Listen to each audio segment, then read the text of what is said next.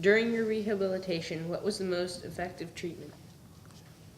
The most effective treatment really was finding somebody kind and genuine. I'll say this again, somebody really kind and genuine, because as a young person coming from trauma and coming from a place where you've been betrayed in so many ways, you've lost so many things, you'd come to disbelieve in kindness, in humanity itself. So when the people who were working with us at the center, it only worked if they were very genuine, they really cared about us, not just pretending to be. You could sense it when somebody was pretending. So it was only those that had that ability, that convinced us of that were able to open up to them. Otherwise, we were just reluctant to anything that came. So it's really, they acknowledged us, and they saw that we were just children, even when we could no longer see that. They saw that we were just young people whose spirit had been dulled by this violence, that we just needed to be reignited again. And so all of these things, that genuine kindness helped. I think for me that was the most effective part. Otherwise, nothing else would have worked.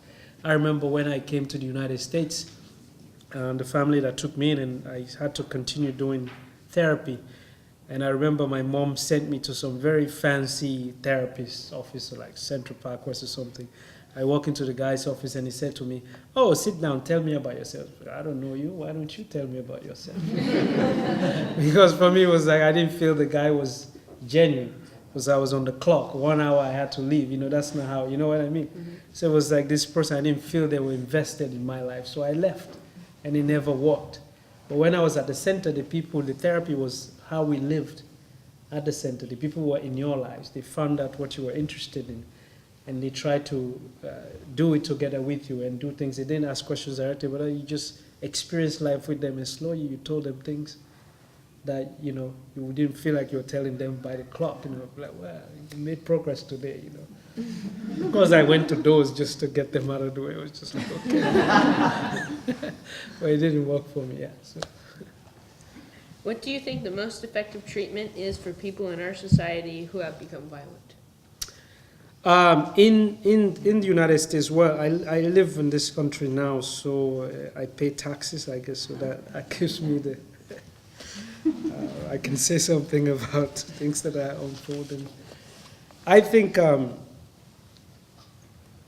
what I've observed in this country is the fact that whenever there's a violent situation, nobody's trying to look at the root causes of it. What allows somebody to reach that point, and what could we have all done together as a community, as parents, as brothers, as friends, to make sure that this didn't happen. Rather, we just all jump into this state of fear, and we try to do things that we think are going to protect us. Of course, it will happen again, So really, I think it's to try and look at not punitive measures, not like punishment, but let's say look at what is it that we can do to prevent this from happening? What pushes a human being to get to this point in any society, Because I don't think anybody just wakes up one morning and decides that they're going to do something like that, There are things that we may ignore. So maybe it's about to refocus how we relate to each other, how we care about each other. Because often I think people do this when they feel like there's nothing left in the world for them. Nobody really, so they become destructive in that sense, How does somebody who is in that state gain access to weapons and automatic weapons? Questions like this we never ask when it happens, right? Everybody just try to find a way to protect themselves by taking certain security measures, but not finding a way to make sure it doesn't happen again. Anyway. You said that you tried to say in your book that it is people who lived in certain conditions who actually understand what true happiness is, and they take that moment, whenever it is, even if it's 1 minute, 30 seconds, to truly be happy, because they know it's a rarity in many places. That actually to have that moment of peace is precious, and they understand that. And so when they're happy, they're genuinely happy. You talk about peace and true happiness, you talk about how peace and true happiness are so precious. How did you find peace and happiness as a child, and how do you find it now? Well, first, in this novel, the characters really, what they would do to is to challenge this concept of happiness that I think a lot of people would have, which is that it's a continuum. It's like you're happy for 5 years, for 1 month, no interruptions. That's not happy. It's not possible. right? It's not a continuum. There are moments. Happiness are moments. And it's the ability to recognize those moments and celebrate them, right? And with the background, because happiness is not the absence of any challenge or challenges in one's life. It's with those challenges, the ability to still laugh like there's no tomorrow, genuinely love, care about people, and all of that, right? So that's what you see. When I was a boy, my happiness was pretty much the simplicity of my life, you know, and the community aspect of it. You know, everybody who was older than me was responsible for me. In my culture and in my tribe particularly, we don't have words for extended members of family. We don't have like second cousin, third cousin, this and no. We don't even have words for cousin. It's like, it's either your brother or your sister. You know, the farthest we could go is uncle and aunt.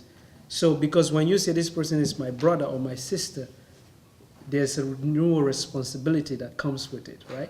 If you say, oh, this is my second cousin from my aunt's side, this means I don't ever have to see them. I don't even have to call them, you know. So there's that distance. So it's already with people. So when I grew up, it was like that.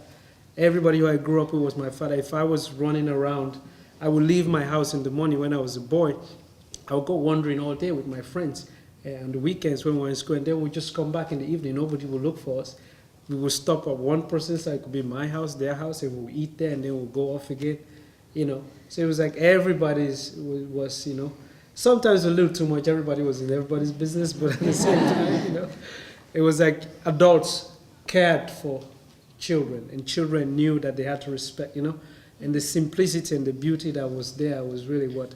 Nowadays, how I find that is through going back home sometimes and through my own family that I'm creating now. So I find happiness through that. Yeah. In your second book, you mainly focus on how not all the death and destruction happens during the war. You talk about how after the war, things are still not in total peace. What was a more challenging book to write, talking about the war or the aftermath? Well, the aftermath was, I would say, was fiction, you know, in the sense that things happened, I observed them, and I also created a fictional world so it was easier. It was difficult to write about the war because I knew the story and I knew what it would bring me, and I didn't want to go back in there. But this world that I created in a fictional sense, I could go back into, so I found joy doing that. But all of them have their own difficulties in certain areas, you know. After the war, the difficulties that come about also could be responsible for what had happened to come again or not. So there's that slight pain, you know, and angst that when you're writing that you feel in that area. Yeah. You talk about nature reacting to the horrible things that happened with people. How did nature react during the war in Sierra Leone, and how has it reacted even when people say the war is over? Well, it's actually an important thing for me when I write. I always consider nature as not a bystander, but rather as another character, because I grew up where we believe in the natural world. We believe that there's magic, there's spirits, and how you behave affects the land, and in return, the land will behave that way. For example, when the war started, before in the morning, birds would sing, different animals would sing at different times of day. When the war started and the gunshots took hold, all the nature quieted, everything, as if they knew something had gone wrong. So that's one of the first things you knew was wrong when you came running to a town. You could not hear any animal, not even a bird, you know. They had all left and gone somewhere else. So you knew something had gone wrong in this place, you know. Mm-hmm. So this is one of the things. And after the war, they came back. They began to come back. They're nesting in the mango trees and they're making those same noises. Slowly, these things begin to regain themselves again, you know. So you begin to see the possibilities that are there. Specifically saw a lot of instances where during the war, you know, because of you know, maybe a grenade or you know, a rocket that's been thrown at a tree, and that tree that sort of collapsed and died. And after the war, the tree begins to grow again. Something begins to grow from that tree. It's beginning to sprout again, you know. Or maybe a tree where they had tied somebody and executed them, The blood stains are no longer on the bark. The bark is sort of washed off and shed, and a new bark is growing. So you see these things, you see possibilities, of things to come. So I see these things. And when I go home, I walk some of the areas that I walked as a soldier, just to see what has happened there. It's difficult sometimes, but sometimes it's also quite good to do. Yeah. In your native language, mende, a soccer ball, is a vessel that carries air, and night is the sky rolling over and changing sides. What are some other expressions in your language that are described so beautifully? Well, my mother tongue, which is Mende, is very figurative and beautiful in its own way. So when I try to find English equivalent, it always sounds, it comes out quite nice, as you rightly pointed these two examples. There are several ways. For example, how you say an older person in Mende, you describe the person's hair, and how you describe their hair is that you say the hair of the person is the color of stagnant clouds. So when the clouds are not moving, they're stagnant. You can see how white they are together. So that says an old person. How you say somebody's thoughts are scattered, you say your mind is like an anthill filled with smoke. Because if you think about it, you put like a firewood in an anthill, all the ants will start running out the other direction. So it literally shows the things, So there are several things like that when you're growing up as a kid, the language. But of course, when I was growing up, I never really, it's so common, you just speak like that, So when I'm writing, I'm always worried that people don't think that I'm trying to be flowery. I'm not. It's just how the language is, So even a small child could say that, wow, your mind is like an anthill. And then if I write it now in English, everybody say, wow, it's so nice. And back home, they'll be like, yeah. But it's a beautiful, beautiful language.